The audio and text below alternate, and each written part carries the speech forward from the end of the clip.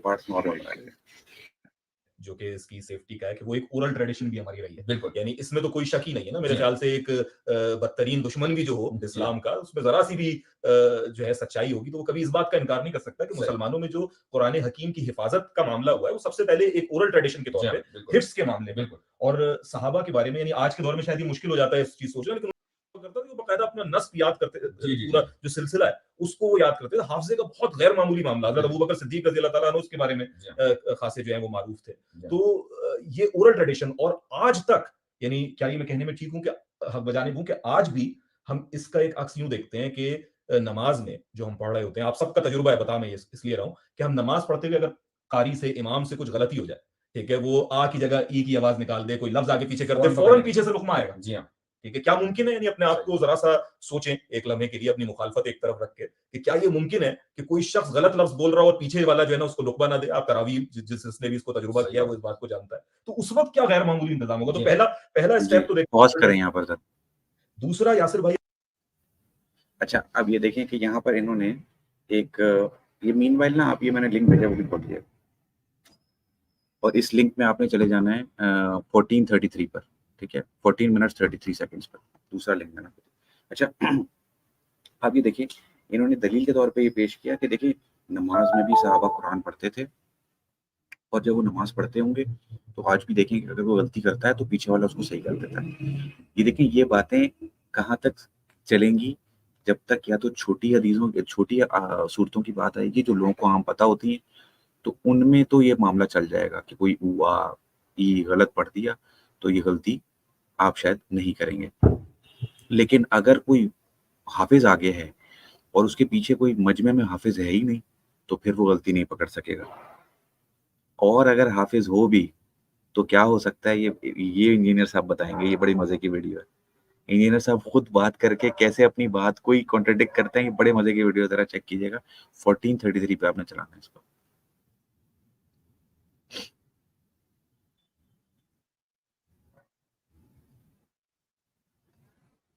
Thirty 37 हो गया, थोड़ा पीछे। हाँ बस। लेकिन उसको सर्टिफाई हाफिज़े कुरान करता है कि ये सही लिखा हुआ है। वो हाफिज़े कुरान क्या वो हज़रत उस्मान का नुस्खे को सामने रख के मैच करता है? नहीं, जो उसको क्राइम करवाया गया नस्ल दर नस्ल, अमली तवातुर से, इजमा से। और ये इतना स्ट्रॉन्ग सिस्टम है कि इमाम काबा भी गलती करे उसे पीछे लुकमा मिल जाता है। आज तक किसी बड़े से बड़े आलिम ने जब गलती की हो, कोई एहतराम में चुप रहता है? लुकमा मिलता है सर, वो पढ़ नहीं सकता। अब तो खैर इनके लिए और मुसीबत खड़ी हो गई है ना, अब लोगों ने स्मार्टफोन एयर फ्लाइट मोड में रखे होते हैं। पहले तो हाफिज इतनी लंबी छलांगे मार जाते थे तरावी में, तो वो सामे के साथ मिली भगत होती थी कि जो उसको वीक पोर्शन याद होता था उस पर छलांग मार देता था। अब छलांग मार ही नहीं सकता, इसलिए उफाज की भी छांटी हो रही है। अब पक्के हाफिज ही सिर्फ क़यामुल लैल करवा सकते हैं रमजान का, कच्चे हाफिज करवा भी नहीं सकते, पकड़े जाएंगे, छलांग मार ही नहीं सकते। अच्छा, फिर वो इतने सारे सामों से तो नहीं कोई लड़ सकता, एक सामे को तो कह सकता है। हमने तो बड़ी लड़ाइयां होती देखी हैं कि सामे गलती निकालता था तो 2-3 तो बस बर्दाश्त करते थे, फिर वो ऐसे आंखें निकालते थे, अगली बार वो पढ़ते जाते थे। लेकिन अब इतने लोग खड़े हैं, वो तो नहीं फिर छोड़ेंगे कि ये आप क्या पढ़ रहे हैं। इसलिए अब आप देखें, पक्के हाफिज, अच्छा कुरान पढ़ने, अब लोगों में शऊर भी है, यार कुरान सुनना है हमने, यालमून बस यहाँ तालमून पॉज नहीं कर। सुनना। तो लोग बड़ी यानी कंसंट्रेशन के साथ ऐसी मसाजिद के अंदर जाते। ये आपने बात सुनी वो इंजीनियर साहब की, कितनी मजेदार बात की उन्होंने। यानी पहले खुद इन्होंने बात क्या शुरू की कि देखिए वो बड़े से बड़ा आलिम भी है ना, वो पढ़ता है, गलती करेगा तो पीछे से उसको टोकेंगे। फिर खुद ही से इनको याद आया और उनको पता नहीं, रियलाइज ही नहीं हुआ कि इन्होंने अपना सारा मुकदमा जो वो वाला बनाया था उसको खत्म, बिल्कुल तहस नहस कर दिया इन्होंने। कहने लगे कि देखें वो तो अब तो वो लोग मोबाइल फोन से भी पकड़ लेते हैं, पहले तो फिर हुफ़ाज़ जो हैं वो सांबा जो है ना, बेसिकली उसको कहते हैं जो पीछे आपका दुरुस्त करने के लिए एक और हाफिज होता है। वो कह रहे हैं दूसरे हाफिज से सेटिंग बना लेते थे कि यार मुझे पता है ये वाला हिस्सा मुझे नहीं आता, तो दुरुस्त मत करना, बस छोड़ देना, क्योंकि मुझे वो हिस्सा कमजोर है मेरा। ठीक है, अब आप ये चेक करें कि ये लेवल जब चल रहा है आपस में कोऑर्डिनेशन का, फिर एक और भी मसला बता रहे हैं कि अगर 2-3 दफा पीछे वाला दुरुस्त कर दे तो उसके बाद गुस्सा आता था, तो वो फिर आगे सांबा क्या वो जो सही करने वाला था वो कहता अच्छा यार आप आगे सही नहीं करता, गुस्सा आ रहा है। अभी अभी खुद कहते हैं कि एहतराम, कोई हर कोई गलती पकड़ के सामने फौरन से गलती पकड़ता है और फौरन से कॉन्ट्रडिक्ट कर दिया कि यार ये भी होता है। अब आप ये देखें राइट राइट कि ये इस चीज ने आपकी उस चीज को डिफाई कर दिया सारा, जो केस आपने बनाया था, ठीक है। राइट राइट राइट इंजीनियर साहब ने पोल खोल दिया कि ये होता है असल में, ठीक है। बिल्कुल बिल्कुल। ये बड़े मजे की वीडियो आ, मैंने बहुत पहले देखी थी, तो मैंने कहा ये क्लिप हमें चलाना चाहिए पर। मैं वापस से अपनी ओरिजिनल वाली जी, चालू कर देता आप हूँ। लोगों को समझ में आया ना कि ये क्या बात कर रहे थे कि हाफिज छलांगे मारते हैं, इसका मतलब क्या है? हाफिज के छलांगे मारने का मतलब मैं तो उस पॉइंट को पकड़ूंगा मैं ख्याली कि जब अगर जो उनका जो मतलब आप कह रहे हो कि इसमें पक्के से पक्के हाफिज से भी अगर गलती हो सकती है, पीछे से कोई चिल्ला रहा है, पीछे से कोई करेक्शन अगर दे रहा है, तो इसका मतलब ये है कि ये ऑलरेडी एरर प्रोन है, राइट? द होल मेथड जो हम इसको कह सकते हैं कि ये हाँ, जो ये गेम ऑफ टेलीफोन्स तो नहीं है, उस लेवल का नहीं है, क्योंकि वो ये चाइनीज विस्पर से भी इसको शायद हम इक्वेट नहीं कर सकते, उससे बेहतर है डेफिनेटली। पर इस पे आप 100% अगर एतमाद कर रहे हो, तो मेरे ख्याल से कहीं न कहीं गलती है, राइट? क्योंकि पीछे किसने करेक्ट किया है, उसने क्या सही करेक्शन दिया है आपको? या सही नहीं दिया है, या उससे भी गलती हो सकती है। पॉसिबिलिटी तो है वो कि तो उससे भी चलें, गलती हो गई है, वो तो चलें, राइट? हो जाता है कि वो कभी-कभी हो जाता है, लेकिन बहरहाल चलें, एक सेकंड चेक अगर है, तो उससे बेहतर तो होता है। लेकिन उसका जो हमने डेफिनिटली पोल मैं ये खोल नहीं कह दिया है, रहा हूँ। हाँ, वो राइट। मेरे ख्याल है वो मज़ेदार है। तो बहरहाल ये अब आगे आगे इनकी बात बढ़ाते हैं। चलें, ये हम आगे बता बढ़ें। रहे हैं कि उसको लिखा भी जाता था रसूल करीम सल्लल्लाहु अलैहि वसल्लम की हयात में, तैयबा के अंदर। जी। तो ठीक है। अब असल में ये बात जो है हमारी जो बुनियाद है, बुनियादी दलील कि कुरान करीम महफूज है और हम तक जिस तरह रसूल अकरम सल्लल्लाहु अलैहि वसल्लम पर नाजिल हुआ उसी अंदाज और उसी तरीके से हम तक पहुंचा है, इसकी जो बुनियादी दलील है वो ओरल ट्रेडिशन ही है। और तवातुर, उसके लिए जो टेक्निकल लफ्ज इस्तेमाल होता है वो तवातुर है। तवातुर की 4 किस्में हैं, उसमें जो तवातुर तबका है, तवातुर तबका अन तबका का मतलब ये होता है कि एक पूरी जनरेशन ने पिछली जनरेशन से किसी चीज को बाकायदा अख्ज़ किया हो तालीम और ताल्लुम के जरिए, नस्ल दर नस्ल नस्ल दर नस्ल ये मुंतकिल हुआ हो। बिल्कुल। तो सहाबा ने रसूल अकरम सल्लल्लाहु अलैहि वसल्लम से, अब जाहिर है कि रसूल अकरम सल्लल्लाहु अलैहि वसल्लम तो खुद सोर्स है, तो इसलिए वहां पर यानी उसका मल्टीपल सोर्स होना कोई मुमकिन नहीं है। लेकिन सहाबा किराम रज़ियल्लाहु अन्हुम पूरी एक जनरेशन में कुरान करीम सीखा और अगली जनरेशन को बाकायदा सिखाया। तो ये बुनियादी दलील है कुरान करीम इसमें के कोई महफूज शक होने नहीं की। पड़ सकता, अब यानी इसमें कोई ये शक नहीं। कतई बात हो गई। जी। और ये कोई मजहबी टर्मिनोलॉजी नहीं है, सही। यानी आप एपिस्टेमोलॉजी जो है वो इसमें यही बताती है। हम जानते हैं कि जब नस्ल दर नस्ल शिफ्ट होता है एक बहुत बड़ी तादाद दूसरे, तो उसमें फिर झूठ की आमेजिश नहीं हो सकती, झूठ का इम्कान महाल है। तो यानी ये पूरी जो ओरल ट्रेडिशन है ये नस्ल बस दर अब ये नस्ल आप यहाँ सही पॉज़ तक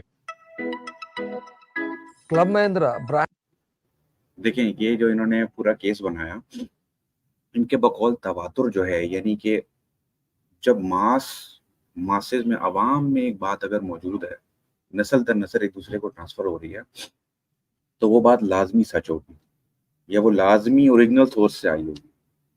तो मेरे ख्याल है एक दफ़ा पहले भी स्ट्रीम में हम इस बात पर ये एतराज़ उठा चुके हैं कि आप देखें, क्रिश्चियनिटी में आज इजमा है कि हज़रत ईसा जो थे, उन्होंने खुदाई का दावा किया था और वो खुदा थे। तो आप क्या इस इजमा को उनके मानते हैं कि नहीं मानते? भाई क्यों नहीं मानते?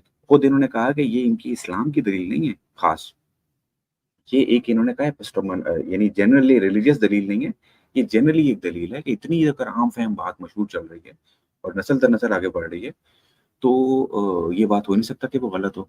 तो आप लॉजिकली हमें समझा दें फिर कि अगर क्रिश्चियनिटी स्टार्ट हुई थी और उसमें अगर पता था कि हज़रत ईसा ने तो वो तो उन्होंने नबी का दावा किया है, तो अगर किसी ने ये इंट्रोड्यूस भी करने की कोशिश की होगी कि नहीं, ये तो यहाँ पर हम पूरे किसी किताब की बात नहीं कर रहे कि पूरी किताब किसी ने वेरीफ़ाई करनी।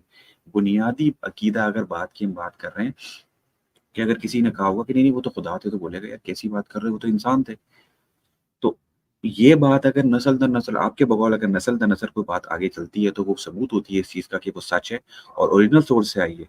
तो फिर आपको ये भी मानना चाहिए कि ट्रिनिटी सच है, क्योंकि आज क्रिश्चियनिटी का इस बात पर इजमा है, दुनिया में कहीं भी चले जाएँ, क्रिश्चियन से पूछेंगे, सिवाय वो बिल्कुल छोटी डिनोमिनेशन के, जिनको जिस तरह से आपने कुछ फ़िरकों को निकाला हुआ है, इस तरह क्रिश्चियन ने भी उन फ़िरकों को निकाला हुआ है हाँ, अपने से। वो एक नॉन उनको ट्रिनिटेरियन हटा उनमें है दें, फिरका, एग्ज़ैक्टली। उनको हटा दें हाँ, आप। वो बहुत माइनर है ना, इतना माइनर है कि वो तो फिर बिल्कुल उसमें से, जिसे कहते हैं ना, एक वर्ड वर्ड क्या होता है इसके लिए?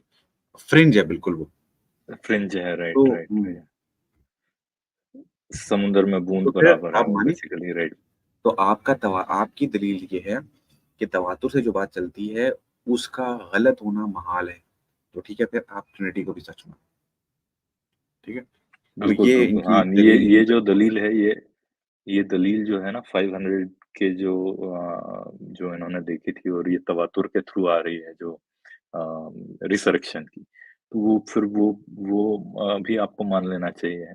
पर फिर वहाँ पे ख़ैर हम उस तरफ नहीं जाएँगे क्योंकि फिर वो अलग हम टॉपिक में घुस जाएँगे।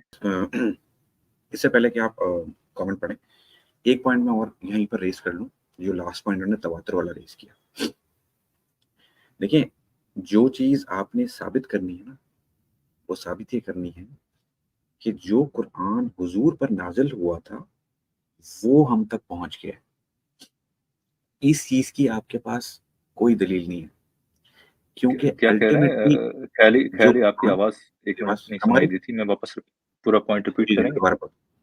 मैं ये कह रहा हूँ कि जो दलील आपने जिस चीज़ की देनी है ना प्रिज़र्वेशन को साबित करने के लिए, वो ये है कि हुज़ूर से सहाबा तक पहुँचा और सहाबा से आगे आप तक पहुँचा। तो ये सहाबा हुज़ूर से सहाबा और सहाबा से हम तक का जो सफ़र है ना, आपने जिस चीज़ की दलील दी है ना, तवातुर से अगर आप साबित करने की कुछ कोशिश कर रहे हैं, तो वो यहाँ तक साबित हो सकता है कि तवातुर में क्योंकि हज़रत अबू बकर ने एक चीज़ को स्टैंडर्डाइज़ कर दिया था।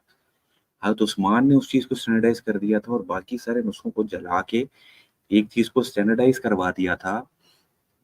तो अब आपका ये कहना कि क्योंकि वो सब आज सब कुरान एक जैसे हैं, तो इससे साबित होता है कि वो वहीं से स्टार्ट हुए थे, हुज़ूर से नहीं। इससे ये साबित होता है कि ये सारे हज़रत उस्मान तक सही थे। यानी अगर साबित होता भी है, तो ये साबित होता है कि हज़रत उस्मान वाला जो कोडेक्स है, वो वहाँ से चला, तो वो वाला वही है। लेकिन क्या हज़रत उस्मान के कोडेक्स में वो सारी बातें पूरी थीं, जो हुज़ूर ने कही थी या जो हुज़ूर पर वही हुई थी, जो कुरान था पूरे का पूरा? असल मसला ये है और ये हदीसें इसी ये के खिलाफ हमें सबूत देती हैं कि हाँ, आपके कुरान में नुकसान है, यानी कुरान में से चीज़ें मिस हुई हैं। ये मुद्दा तो ख़याली ये ऑलमोस्ट अनसॉल्वेबल है या अनसॉल्व्ड है रादर। अनसॉल्वेबल तो नहीं कहूँगा मैं, एटलीस्ट सो फार जो है अनसॉल्व्ड है क्योंकि इसमें मुद्दे पे हम थोड़ा हिस्टोरिकल एनालिसिस कर रहे हैं बेसिकली, राइट? हम उसको कह लें कि हमने अभी तक जो पॉइंट्स रेज़ किए हैं वो मोस्टली हमने लॉजिकल बेसिस पे किए हैं कि कहाँ पे क्या इनकंसिस्टेंसीज़ नज़र आ रही बिल्कुल, हैं। पर पर उस्मान के जो नुक्ते थे या जो जिन्हें मुसाहफ कहा जाता है, राइट? वो कहाँ हैं? वो कितने थे? 4 थे, 6 थे, 8 थे? 4-7 तो नंबर सुना है मैंने, 11 भी नंबर सुना है कहीं तो, वो तो मुझे भी नहीं कॉपीज़ मालूम ही थी ना कितने हैं। उनके बकौल। कुछ कहते हैं हाँ, कॉपीज़ थी, कुछ कहते हैं उसके डिफरेंट वेरिएंट्स, बहरहाल वो इसमें कुछ तज़ाद है। और वो कहाँ हैं? उनमें से मतलब आप सोचिए कि कितनी चेन ऑफ ब्लंडर्स हो रही है। आपके लिए सही, ये जो किताब है, ये सबसे ऊपर होना चाहिए, राइट? इसको प्रिज़र्व करना आपका प्राइम मोस्ट है। फर्स्ट इसके लिए तो प्रायोरिटी आपके बिल्कुल, खुदा ने तक कहा है कि मैं प्रिज़र्व करूँगा। तो ये तो फिर सबसे बड़ा जो फेलियर हो रहा है वो खुदा का है इसमें, बिल्कुल। कि भई यहाँ तो आपको प्रिज़र्वेशन की कोई चेन ही नहीं नज़र आ रही, कुछ आपको साइंस ही नज़र आ रहे हैं कि प्रिज़र्व हुई भी है या नहीं हुई है, यही नहीं मालूम चल रहा और अगर हुई भी है तो कैसे हुई है? ये भी नहीं मालूम चल रहा आपको, राइट?